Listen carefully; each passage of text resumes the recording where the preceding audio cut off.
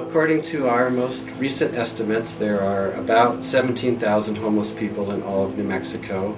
About 1,500 people are homeless in Santa Fe on any given night. That includes 800 children going to the Santa Fe public schools, as well as people sleeping out on the streets, victims of domestic violence, and people living in crowded conditions that aren't fit for human habitation. Homeless people are all different types of people. There are people who are disabled, perhaps with a mental illness, who are homeless for a long time, and then there's a lot of people who are homeless because of their work situation. And of course, when there's an economic downturn like now, the people whose jobs are fragile tend to become homeless, and so we are seeing an increase in homelessness now, as we did back in during other recessions. And I think it's important for people to realize that actually the majority of homeless people do work for a living, and that's how they get by. They just don't have enough money for a home.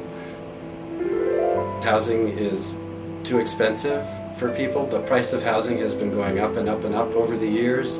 It's to the point where people with minimum wage jobs really can't afford to live in housing. And so that's one of the big problems, is we need more subsidized housing, more ways for people to be able to get into housing who can't otherwise afford it. The National Low-Income Housing Coalition, which is a national group that studies housing policy, estimates that homelessness could double over the next year if nothing is done to house all the people who are in need of housing. So in New Mexico, that would mean going from an estimated 17,000 homeless people, which we've probably already passed, up to over 30,000 people being homeless. So we have space in homeless programs for about 3,000 people at one time, and so we're not able to help. We're only able to help a fraction of the people who really need housing, who are either homeless or at risk of being homeless, or will be homeless in the very near future. Senate Bill 244. We are proposing that the state fund its housing trust fund to the tune of $10 million per year.